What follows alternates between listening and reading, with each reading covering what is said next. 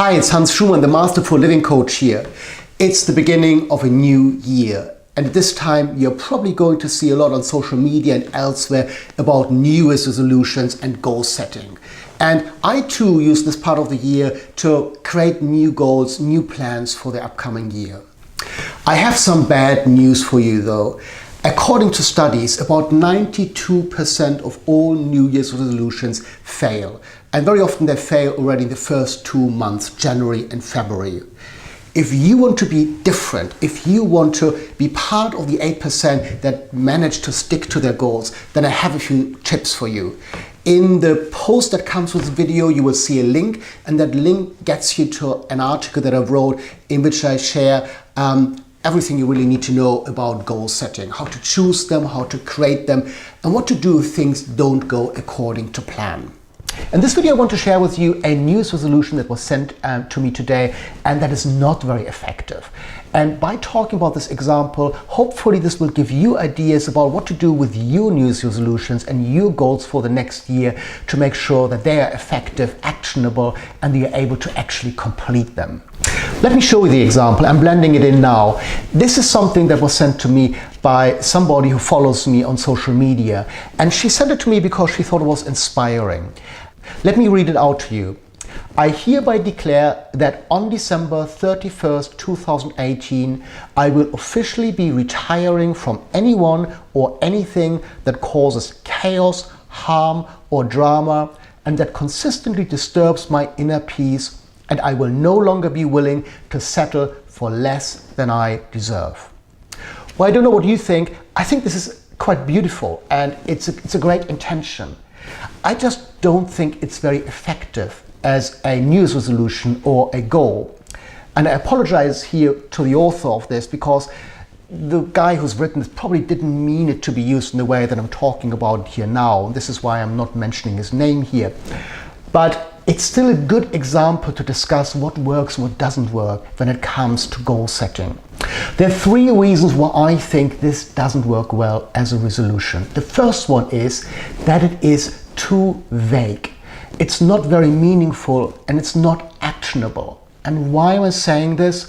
Well, first of all, it doesn't clearly identify the problem. It talks about anyone or anything that causes chaos, harm, and drama, but it doesn't actually say what it is.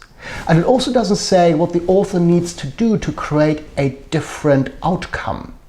So if we don't know what the cause is, if we don't know what the strategy is, it's really impossible to take any actions. So while this may be useful to remind ourselves on an intention, it's not very suitable to help us create a different life outcome. Well, at this point you could say, well, that's fine, but it still works as an intention that we send out to the universe, or an affirmation that we use. But I actually think this doesn't even serve you well for those purposes. Because here's the second reason why I think this isn't very effective. I don't think this intention is very realistic. If we really think that we can avoid chaos, harm, drama, and disturbances, I think we are setting ourselves up for disappointment, because those things are just part of the normal human experience. And even somebody as highly spiritually evolved like the Dalai Lama had a lot of disturbances in his life. He had to flee his own country. So as beautiful as it sounds, I think it's an unrealistic expectation and sets us up for disappointment.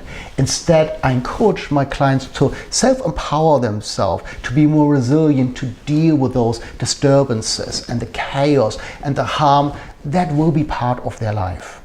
The third reason why I wouldn't use this resolution is it has a lot of negative words in it. Chaos, harm, drama, disturbances. And without going too much into the detail of the science of how our mind works, our subconscious has a way of giving power to those words. It doesn't understand that we don't want these things. It's a little bit like if I tell you not to think of a pink elephant, you will immediately create the image of a pink elephant in your mind. And that's the same with a resolution like this. If you read out that you want to avoid chaos, harm and drama, you actually create the notion of chaos, harm and drama in your mind, which means you focus more on it. And the more you focus more on it, the more you will see it everywhere. And your mind may even subconsciously create more of those things. That's one of those strange things that our mind does from time to time. So if you wanted to use this as an intention or as an affirmation, I would recommend creating positive words and only refer to the positives, not to the negatives. So now that I shared with you why I don't think that this particular resolution is very effective, what can you do instead? What kind of resolution or goal would be more effective? Well, when I talked to the woman who shared this resolution with me and I found out more about what really inspired her about it, she told me that what she really wanted for 2019 was to be kinder to herself. She explained that she had a lot of negative self-talk. She was very critical of herself. Well, now we have something specific to work on. If somebody wants to reduce their negative self-talk, then a good way to start is to establish what exactly is that self-talk and even write it down. Then establish what she wants to think and say to herself instead. And once we know that, we can create a strategy for being kinder to yourself and a strategy for cultivating a different way of thinking and behaving. And that gets us to specific goals that are actionable.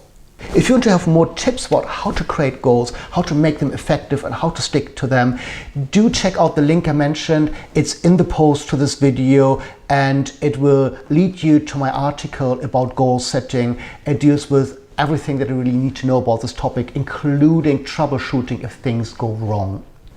And there's a second link in the post to this video, and that's to my free annual planner.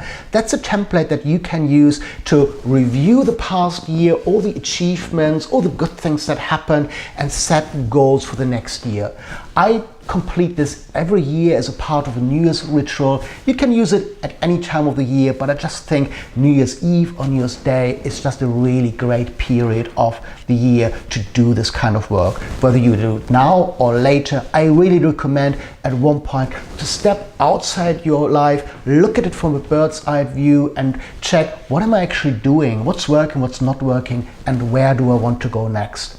If this interests you and you have any questions about goal setting, do send me an email. I'm always happy to answer questions, share additional resources with you, or support you through personal coaching to help you hit your goals faster and more effectively in the new year.